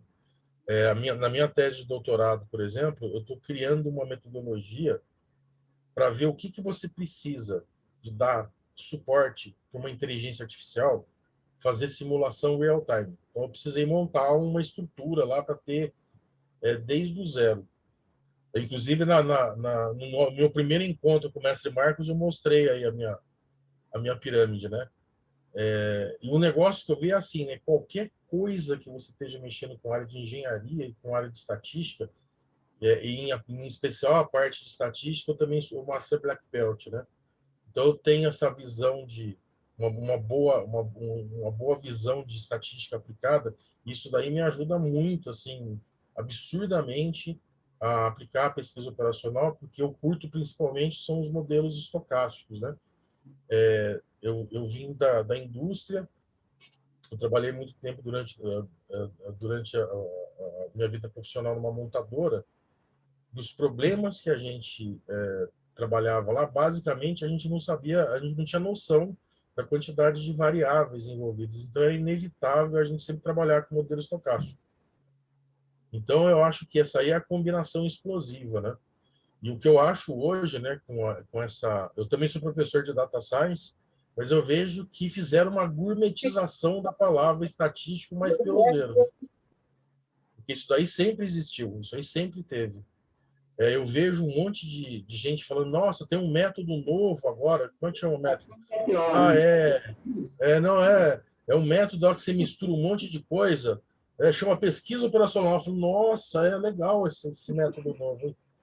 A gente viu até um negócio de data science. O que você viu de data science? Chama regressão logística. Eu falei, nossa, muito interessante. Método novíssimo. E principalmente eu gosto de ver aquele povo que comenta comigo que que inteligência artificial surgiu em 2015. Eu não sei por quê. Eu não sei o que aconteceu, tá? Não me pergunta. Aconteceu alguma coisa que todo mundo achou que deve ter sido algum pacote. Então, não faço ideia, mas é que eu conto para a galera. Eu falo, galera, já começa por aí, né? Principalmente nas aulas de data science, eu vejo o pessoal acha que a computação, a visão que a gente tem de computação hoje, ela é do Charles Babbage. Eu falo, não é, galera.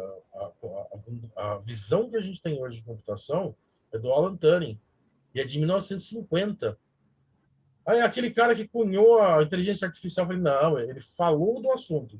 Ele não cunhou a inteligência artificial, ele criou o teste de Turing lá com o paper dele. Essa palavra surgiu um pouquinho depois, acho que em 55 ou 56, que foi com o Minsky, com o Shannon, que eles cunharam a palavra. Então, inteligência artificial é um negócio muito velho. Tanto que o que a gente conhece hoje de inteligência artificial já é o segundo grande método, né? Que é o método baseado em estatística, vulgarmente conhecido sob a alcunha de machine learning.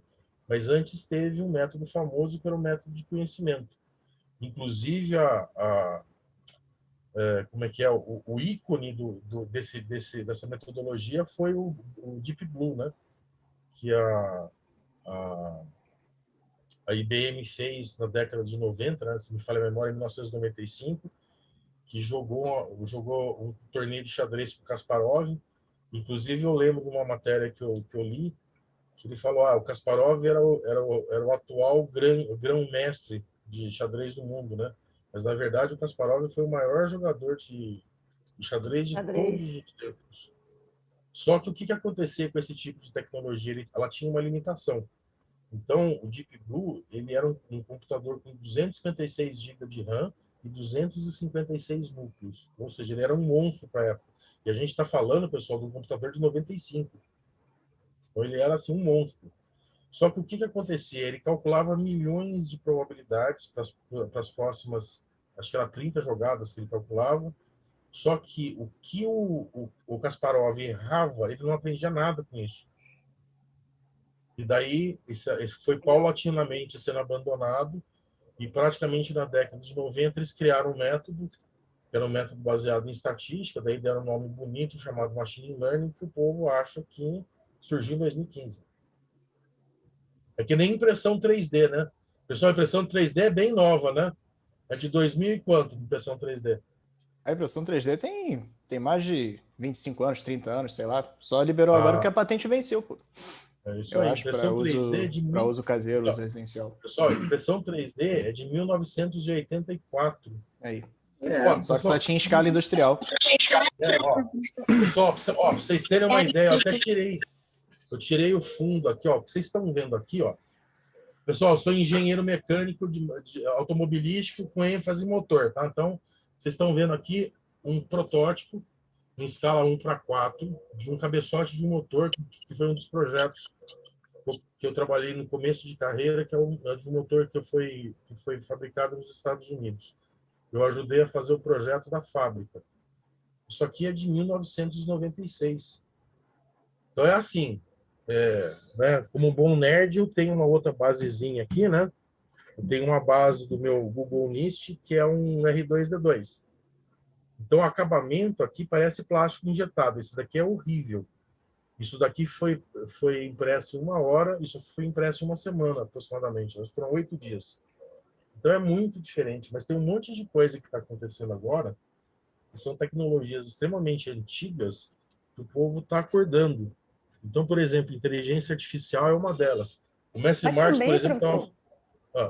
Eu acredito que seja porque agora que a gente está com o chip no dedo, né? Agora que todo mundo tem o celular, agora que a gente tem uma internet que permite fazer isso. Então, agora ela passou a ser do povo, né? E aí, todo mundo tomando essa propriedade vai dizer, bom, então isso está moderno porque eu só tive acesso agora, né? Basicamente, mas o que mudou foi isso, né? A base da ciência... Basicamente, o que mudou foi a tecnologia, né? E não só isso, evoluíram as fontes também. Antes era tudo base de dados Access, Excel, tudo tabular, né? Hoje em dia, a grande maior parte é não estruturada. Aí a gente está aqui, vídeo, né? Áudio, texto, né? Tudo isso hoje em dia a gente consegue processar também, né? O aumento do processamento também foi um grande fator, a nuvem, enfim, ter toda a tecnologia envolvida, né? Foi um precursor para que a gente conseguisse evoluir esses métodos. Mas é tudo muito antigo, né? A gente só não conseguiu utilizar porque, que nem PO, né? Como é que a gente ia usar PO há algum tempo atrás, com os computadores gigantescos, né? tamanho da nossa casa? Com pouco acesso, né? Só os VIP tinham os acessos. Né? Que não processava nada, né? Então acabou não se desenvolvendo como deveria também, né? E agora a gente tem tecnologia na mão e a gente consegue fazer isso, né? Só que o pessoal ainda não acordou para ver que isso vai mudar nossas vidas, né? Vai ser otimizar tudo, né? E isso incomoda muitas pessoas também, né? Esse é um dos problemas também de não ir para frente, né? Porque incomoda muita gente, né? Como o professor Marcos Santos já falou várias vezes aí, né? Muito bem explicado. Né? Você que transita nessas áreas, né? Conhece um monte de gente, e transita entre APO, estatística, data science, né? Como é que você vê essa sinergia entre as áreas? Tem diferença? Não tem? São áreas correlatas? Como é que você vê essa... O professor Éder disse que a gourmetização da... Não, mestre, não sou eu que falo, não, tá? Falam isso daí, a gourmetização da estatística. Eu acredito que, assim, as áreas elas foram evoluindo, né? Com o avanço da tecnologia, como eu tinha falado, né? Tinham coisas que a gente não conseguia fazer que hoje a gente consegue muito facilmente, né? Mas a estatística, a PO, né, a raiz dela não mudou, né? Você sempre vai ter lá as medidas de tendência central, as medidas de dispersão, vai ter o método simplex. Então, todas as coisas clássicas de cada uma se mantêm, né? E aí eu acredito que a ciência de dados ela veio meio que com essa gourmetização, isso é fato também, né? Muitos termos que eu, por exemplo, aprendi na faculdade, como modelos multivariados, hoje a gente fala de modelos não supervisionados, né? Ou seja, é a mesma bosta, né? Então, você tem ali PCA, componentes principais, é a mesma bosta do que modelos não supervisionados, né? O que a gente chama hoje de modelo supervisionado, Não, você tem que Era na minha aí. época modelos de regressão linear, modelos generalizados, porque é a raiz de tudo, né? Porque a rede neural é mais simples, que tem a logística, né? Que é um modelo linear generalizado, e que vem também de um modelo linear, né? Então, são todos ali da mesma raiz, né? Então, é tudo estatística, né? Mas, Thiago, sabe o que eu fico pensando quando eu escuto isso? Como eu falei, eu gosto muito das coisas esquematizadas, né? Para facilitar o meu entendimento. Mas, às vezes, eu fico pensando que talvez esteja faltando o papel, né? Que na computação a gente chamaria do analista de sistema, né? Que é aquele que vai fazer a conversa com o programador e que vai fazer a conversa com o cliente, né? Ele precisa saber conversar com as duas áreas. Então, da feita que a gente vai vendo que os termos vão surgindo e vai tendo esse aspecto todo gourmet, né? Eu não estou afirmando, eu estou perguntando, será que não estaria faltando esse papel que consiga converter aquele vocabulário do statistiquês eu acho ou que do matematiquês? essa divisão das áreas sempre existiu e vai sempre existir, né? O mundo ideal seria que elas se unissem, né? E fizessem uma padronização em cima disso, mas são campos gigantescos, né? Que em evoluções temporais distintas é muito difícil você fazer um depara, né? Para tudo isso, né? Então, eu acredito que cada um no seu quadrado, né? Não tem jeito. Mas o que deveria ter sei lá, um fórum, alguma coisa para discutir acerca dos termos e tudo mais, mas cada um vai puxar para sua sardinha, não tem jeito, né? Sempre vai ter isso, né? Não tem jeito. Mas é legal que a gente vai nesse mundo multidisciplinar e vai percebendo essa igualdade, né? Então a gente mesmo vai melhorando essa comunicação, né? Porque se eu fico restrita só no meu universo e não vou saber que o outro está falando, eu também sei, né? Aí eu acho que acaba perdendo todo mundo. A gente perde até na hora de vender, né? Vender o nosso produto, a gente perde. Quando desconhece isso, né? E depois então, a gente precisa, inclusive, se atualizar nesse vocabulário. Eu acredito que tenha outros fatores que, no sentido de, por exemplo, você fala que, regressão linear é só estatística? Não é só estatística, né?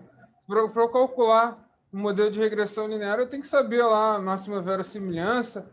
Então, como é que eu faço para mínimos quadrados, né? E isso é otimização, né? Então, eu tenho que usar lá PO para poder chegar num modelo de regressão linear. Mas ninguém fala isso, né? Você vai aprender lá, vai pegar um livro lá de estatística e vai falar que é só estatística e acabou, né? Mas tem uma PO por trás ali, né? O problema é que as pessoas não dão o devido reconhecimento, talvez, né? Do processo formador daquilo ali, né? E tem muito disso, né? É tudo muito híbrido. Quem está falando, desculpa. Não, pode falar. Pode terminar, professor. E, além disso, ainda tem os modelos em que, com o avanço da tecnologia, né, não podiam ser usados. Então, meio que esses modelos mais parrudos, vamos dizer assim, em termos computacionais, acabaram indo para maior gourmetização possível, né?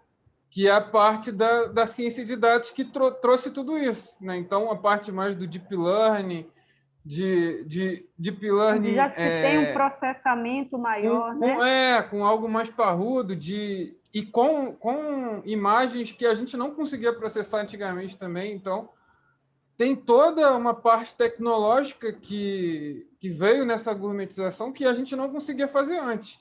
Então, meio que eles botaram um termo novo para algo que a gente existia antes, mas não conseguíamos utilizar na prática. Né? Mas, então, Thiago, tem essa parte também.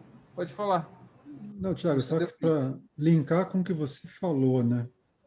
Esse negócio do que o crescimento da capacidade computacional. Hoje nós temos computadores que fazem cálculos que a questão de 20 e poucos, 30 anos atrás não fazia. E a grande quantidade de dados disponível tornou tudo esse uso das redes neurais algo muito fácil hoje em dia. Há 20 e poucos anos, quando eu fiz o mestrado, a gente estava tentando trabalhar num método de treinamento de rede neural para fazia treinamento mais rápido, porque o backpropagation não era suficiente quando a gente fazia uma rede neural de múltiplas camadas, que depois virou Deep Learning. A gente usava filtragem de Kalman, porque com o poder computacional que a gente tinha, filtragem de Kalman, que é um método matemático usado no satélite GPS, por exemplo, né? Era um método que poderia fazer chegar na otimização, né? Chegar a fazer o treinamento muito mais rápido. Esse método praticamente foi abandonado nas tais novas Deep Learning, nas redes neurais multicamadas, porque hoje eu posso fazer backpropagation, porque eu tenho poder computacional, então é força bruta e não me preocupo em fazer um método matemático mais complexo, porque eu posso fazer com um método simples como backpropagation. Então, esquece alguma coisa mais pesada e vamos fazer, porque tem poder computacional. E quando chegar um dia que a gente tiver o poder da computação quântica disponível, daqui a 20, 30 anos, talvez, aí não importa a matemática. É fazer soma, divisão, multiplicação bem rápido. E pronto, aí você faz qualquer coisa. Praticamente é isso que eles estão... nós estamos caminhando nesse caminho. E aí vai surgir o Machine Learning 2.0. Que são aí, técnicas ainda mais antigas do que as atuais. Esses nomes, cada vez mais... Que não podiam ser usadas na prática porque não tinha o Machine Learning quântico da parada. Pois é, não tem. E esses nomes, Machine Learning, Deep Learning, e aí vai... acaba virando uma ferramenta de marketing para as grandes empresas. Gourmetização. Gourmetização, que o professor Eder falou. Quando eu estava trabalhando na Nokia, que a gente foi implantar o Salesforce, eles vieram lá com um negócio, nós estamos usando o Einstein Discovery, que é um sistema que a gente põe no CRM, que nos ajuda a dar recomendação de vendas, etc., e usa inteligência artificial. Tá legal. Então, mostra como é que funciona. Faz assim, faz assado. Eu virei para o cara e falei, tá, isso aí é regressão logística, né? Aí ele olhou para mim, ficou meio assustado e falou, como é que você sabe disso? Porque né? Você chama de inteligência artificial, mas é regressão logística, meu filho. Não tem...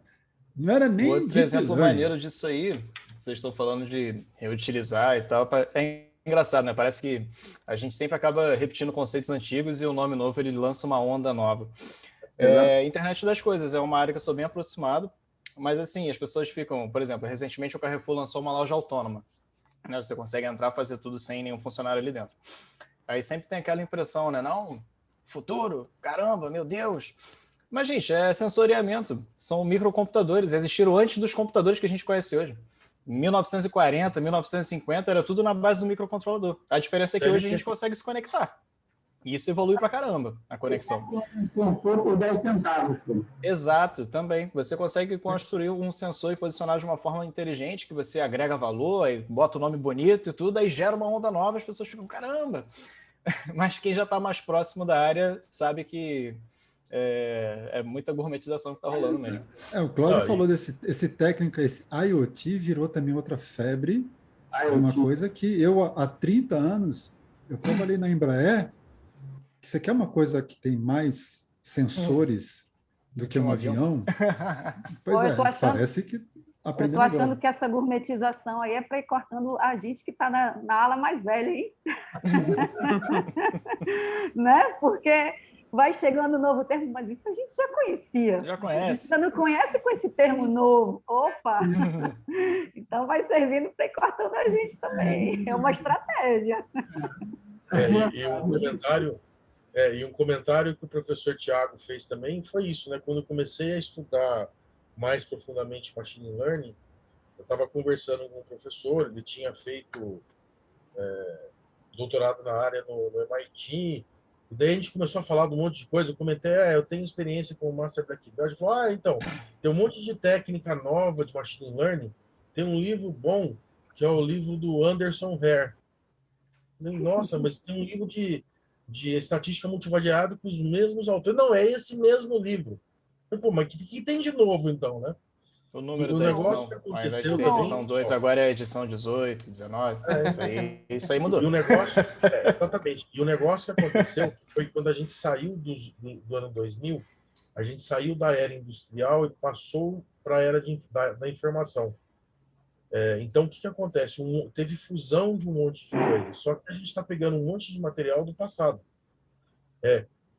Pessoal, por exemplo, né, eu estou fazendo uma matéria lá no INPE com o professor Marcos agora, e eu tive uma ideia de um método de análise de decisão multicritério novo. Eu comecei a pesquisar. Então, saiu lá originalmente, lá no meu bloquinho, 5 tópicos para fazer pesquisa. Um mês depois, tinha virado 17. 2 meses depois, virou 40. Eu falei, não, deixa eu parar, que senão o artigo não vai sair. Mas isso aí é a facilidade que a gente tem hoje com as ferramentas de informação.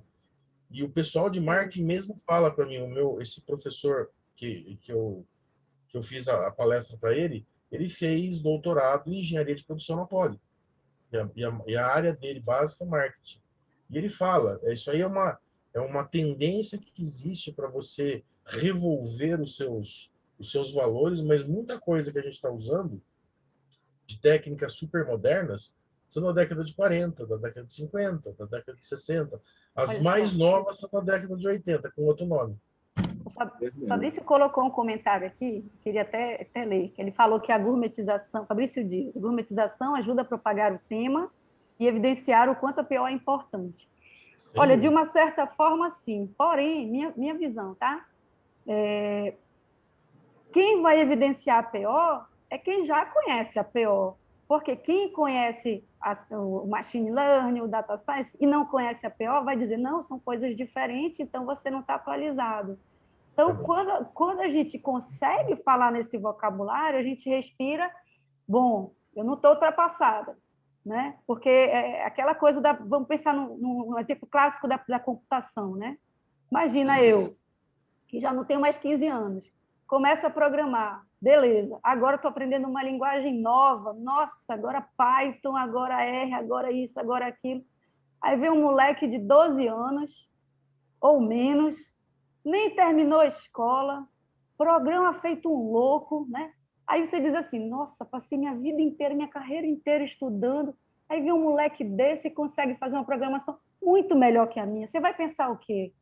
Você vai pensar, nossa, acabou para mim, agora não tem mais espaço para mim nessa área, né? Então, a gente precisa ter essa atualização, concordo com essa atualização, mas se a gente não colocar o foco naquilo que é o nosso coração, né? Que não seja aquela coisa básica, né? Eu acho que a gente acaba se perdendo, a gente vai perdendo o mercado com moleque de 12 anos. Né? Então, assim, é verdade que o tema evidencia, eu acho isso excelente, né? Mas só vai evidenciar se tiver algum sênior aí te cutucando e dizer, presta atenção que é a mesma coisa, né? Presta atenção que essa técnica não é a última do momento, né? Essa é a minha visão, eu não sei se vocês concordam, tá? Não precisa concordar, é só um ponto de vista. Eu concordo com você, Renan. Eu concordo com esse negócio da gourmetização, realmente não é para demonizar o termo, é importante do ponto de vista de divulgação dos conhecimentos, mas também tem um risco, e isso você talvez esteja certa, que é a gente simplificar demais as coisas, esquecendo as origens. Então, o mal que eu vejo, e que está pegando para mim no Brasil demais, é que a gente está pulando cada vez mais rápido para os níveis mais simples. Por exemplo, programação hoje é Python, R. Você vai olhar o Python, o R, são formas de programar muito mais simples do que eram antigamente o Assembler, ou qualquer outra coisa mais pesada. Para quem programou com Assembler. Um monte de biblioteca já. É tudo biblioteca, então é saber juntar bibliotecas. Vira uma manipulação de bibliotecas, na verdade. Correto, só que tem um problema. Que não é ruim, né, gente? Não é ruim, mas, gente, tem que pensar no seguinte, a base ainda existe. É igual falar, ninguém mais quer estudar microeletrônica no Brasil. Teve um tempo que a gente estava, existe microeletrônica? Existe, mas ninguém quer estudar. Só que os chips são feitos com microeletrônica. Tem que ter alguém que saiba fazer essas coisas. Só vai evoluir se alguém abrir a caixa. Pois é, se nunca vai acontecer. Caixa, né? O Brasil vai ser um programador de alto nível. Nunca vai fabricar nada diferente porque não sabe fazer microeletrônica. Tem que comprar dos chineses, ou sei lá de quem mais faz. Falta a base, né? O núcleo duro falta. Falta. A gente está largando lá aquele negócio que é muito básico, a gente não sabe mais. Quem sabe polarizar um transistor hoje em dia? Ninguém sabe. Eu aprendi isso. Hoje, os engenheiros não sabem mais, assim, poucos sabem. Já tem app, o cara né? aprende. O cara aprende a conectar os negócios. Hoje tem um monte de chip que você só aprende a ler o manual, conecta o pino A com o pino tal, pronto, acabou. Isso aí, engenharia eletrônica, não é.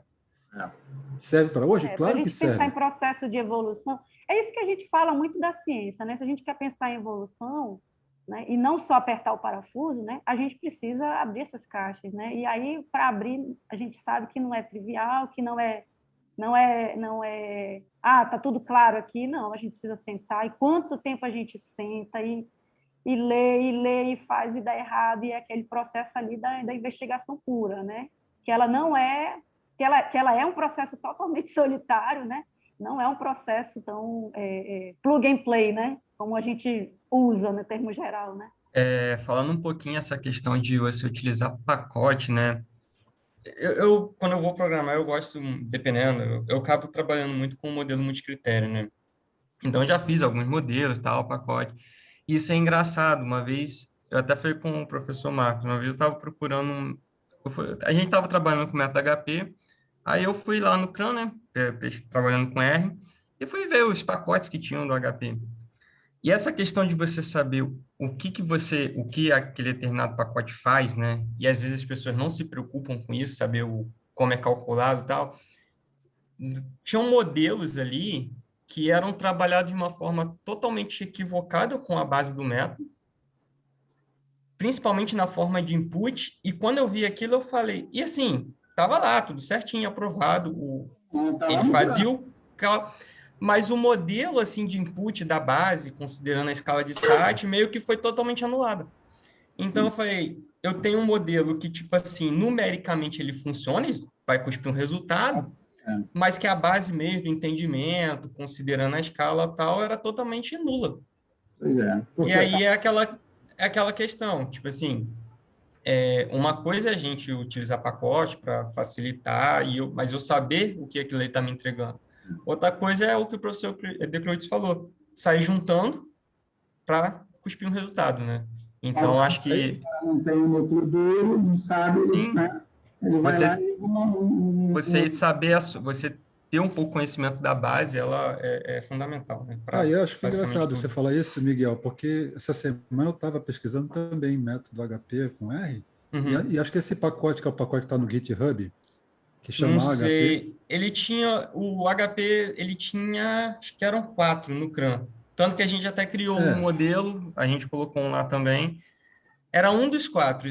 Aí basicamente, ele anulava todo o conceito da avaliação para a par e tal, e tipo, é isso aqui, faz o input desse jeito. Aí eu fiquei, não. Aí quando eu vi aquilo, eu joguei e falei, não tem nada a ver. Tem isso que você falou, novo, os pacotes... né? HP sem validação para par, método novo. Aí você vai ver os modelos... Não validate legacy. Caramba. Como é pacote, você não sabe o que tem por trás. Sim. Você confia que o cara que desenvolveu o pacote, a não ser que você cave fundo. E eu fui ver isso também. Teve um que eu vi isso, que está no GitHub, porque ele saiu do CRAN. Tem muita situação que, se a gente não abrir esse pacote aí... Aconteceu um caso comigo recentemente. O Deoclides, ele citou uma coisa muito interessante sobre microeletrônica e tal, porque eu tenho uma proximidade com isso. Eu tenho até um produto aqui, meu filho mais novo aqui, que é o termômetrozinho com conexão à internet. Aí eu estou fazendo uns testes, análises. Não é Olha o jabá. Olha o jabá. Fala que esse moleque é um gênio, olha o vendedor aí, já tá fazendo jabá. Calma, não vou vender nada. Hoje eu não vou vender nada. Apareci rapidamente, só para deixar registrado e para deixar claro que tem botafoguense aqui também, que eu vi que tava falando do meu Botafogo aí no chat. Aí na hora de digitar o código na placa, para a pessoa conseguir se conectar à internet usando as credenciais do Wi-Fi dela, eu estava usando um pacote para isso, uma library do C++, Só que só ia uma vez, na segunda o troço estava dando erro. E eu fiquei quebrando a cabeça, ó, muito tempo, achando que era eu, né? A gente sempre acha que é a gente que tá errando primeiro, né? Achando, pô, sou eu. Quando fui ver, o erro era da biblioteca. Abri a biblioteca a fundo, abri a caixinha, né? Como a Renata falou, abri. Quando fui ver, tinha uma coisa que ele alocava o primeiro valor na memória, e quando você tentava entrar de novo, ele dava choque, né? Então você não conseguia digitar de novo. Pô, quando... Você não ia descobrir que estava lá o erro na biblioteca. Nunca. A gente até subiu lá no coisa do... Então, o papo está ótimo, né? Se deixasse, nós ficaríamos aqui igual eu fiquei até meia-noite. Tá quase. De 8 à meia-noite e 40. E o pessoal ficou. É verdade. Não, pior que curso de 12 horas teve umas 30 eu tava horas. no final. Eu tava no final, o professor Éder contando historinha ainda, meia-noite e porrada. Eu falei, puta que pariu, esse cara deve viver de café, não é possível. Não fica desafiando, não, que vai bater o recorde. Eu não sabia nem falar meu nome mais direito, cara. Ele contando história, cara. Eu falei, antes da gente encerrar, eu queria só fazer um comentário bem geral, que não parece que é ligado com isso que a gente está falando, mas no fundo é, tá? A gente conversando aqui, com o pessoal que está com o microfone ligado, eu vejo que eu sou a única mulher, né? E, por um lado, isso é ótimo, né? Porque eu me sinto assim, num harém, né? Por outro lado, a gente sabe que os trabalhos precisam ser de times multidisciplinares, né? E eu, como atuante dessa área, eu vejo que a gente sofre muito preconceito, tá? Então, já é mais do que comprovado, a gente tem uma série até de eventos dentro do próprio CSBC, enfim, dentro de vários outros eventos, a gente sabe que é comprovado que as grandes empresas elas funcionam com times mistos, né? Não é um time só de mulher, não é um time só de homem, um machismo, um não sei o quê, não é um negócio separado. Inclusive, a comunidade da R-Ladies, né, da qual eu ainda não faço parte, mas pretendo, né, a gente sabe muito que é para a gente valorizar a diversidade. Por quê? Porque a gente não tem tanto espaço, né? Nossa, a mulher não conhece, nossa, a mulher é daquelas outras áreas, aí começa a citar um monte de área que também é masculina, né? Que também pode ser feminina. Então, não tem muito essa fronteira, né? Que é o que eu tenho falado desde o início da nossa PO, né? Eu queria só deixar aqui como uma mensagem geral, né? Agradecer as meninas que estão aqui, embora sejam poucas, né? São pessoas muito queridas, as que eu conheço, não conheço todas, né? Algumas eu conheço aqui direto, né? Tem algumas alunas minhas também, outras amigas, né? Mas a gente precisa ter esse olhar um pouco mais acolhedor para o público feminino, porque a gente consegue. Eu garanto que a gente consegue. Sabe, Renata, a percepção que eu tenho é que estamos tendo algum avanço, porque, por exemplo, eu ia há 10 anos atrás no SBPO, e era assim, no máximo 10% de mulheres. Eu já até conhecia as que iam. Era a professora Anaí, né? A Rosiane Freitas, aí de Manaus. Nossa colega. Rosiane Freitas, a professora Anaí, a professora Carmen, da DOITA. Era meia dúzia de mulheres e 200 homens. Hoje, eu acho que no último que eu fui, Limeira, né? O último que teve, em 2019, assim, a impressão que eu tive é que a proporção era de 40% de mulheres e 60% de homens. Inclusive, no jantar da Sobrato, na minha mesa estava a professora, como é que era o nome dela? Estava eu, o professor Simões, aí tinha a Adriana, que eu falei que defendeu a tese de PO, né? Estava a Adriana, a Morgana, e uma aluna da Morgana, novinha, já que ela estava levando já para a PO, né? Então, assim, eu senti mais ou menos, se eu fosse chutar, né? Se fosse estimar, chutar não, que é uma palavra feia, estimar. Se fosse estimar, ali na Sobrato está 40%, no evento em si, né? 40% de mulheres, 60% de homens, né? Mas realmente eu concordo contigo, a gente precisa desmistificar e realmente trazer, né, de uma forma mais acolhedora, realmente trazer as mulheres, né, o olhar feminino, né, que sempre como você falou, né, é uma coisa misto, né, eles se complementam, né, a praticidade do homem com o olhar mais holístico da mulher, né, então eu acho que realmente todo mundo só tem a ganhar. Todo mundo sai ganhando, com certeza, professor. Na nossa experiência, a gente sente isso, né, quando a gente tem os times mistos e vê o que pode extrair da qualidade de cada um. Exatamente. Lá na comunidade estatística, nas últimas turmas, a gente teve aproximadamente 40% de mulheres. Né? Então, aí. E nessa última, acho que foi o recorde, cara. Eu ainda não calculei, mas entraram muitas mulheres nessa turma. Com o incentivo, né, Thiago? Graças ao incentivo também que vai motivando a gente. Porque a gente fica muito tímida, né? A gente fica tímida de entrar numa área, né? E enfim, é um fator cultural que a gente não vai apagar da noite para o dia, mas se a gente não começar a discutir, né, a gente nunca vai sair da posição que está. Gente, que prazer ficar aqui com vocês, hein? Muito bacana. Primeira vez que eu participo, me sinto bem honrada de estar com essa equipe bem bacana. Espero que a gente possa bater novos papos. Alguém sugeriu aqui para a gente fazer um podcast. Parabéns aí, muito didática a sua apresentação, gostei demais. Para dar aula, para fazer live, já é da casa. Mas, entrando no ritmo, vai ser Powercast, né? Powercast. E olha, professora Renata, normalmente quem passa a cantada é o mestre Marcos, mas assim, você não quer aumentar a quantidade de mulheres palestrantes aqui na Casa Pesquisa Operacional, nos dando a honra de uma palestra de meteorística, que é um assunto também que eu adoro. Olha, a parte dos algoritmos genéticos é comigo mesmo. Que dia, velho? Qual dia? Sendo filha do professor Ricardo Takahashi, vale um abraço para o grande mestre Takahashi de Minas. Esse é o cara. Porque aqui todo convite vem acompanhado de uma data, né? A data chega, né? Data, e tem o caderninho, famoso caderninho pronto. A data chega. Essa semana o professor Danilo veio numa dessa também. Qual a data?